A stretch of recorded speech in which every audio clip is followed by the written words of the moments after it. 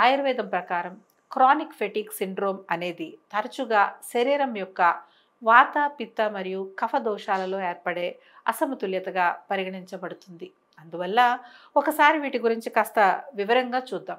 మొదటిది వాత దోషం. ఈ రకమైన దోషం శరీరం యొక్క కదలిక మరియు శక్తితో అనుబంధించబడి ఉంటుంది.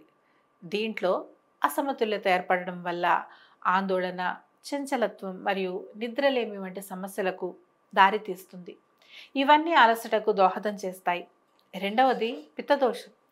ఈ రకమైన దోషం జీవక్రియ మరియు జీర్ణక్రియతో ముడిపడి ఉంటుంది.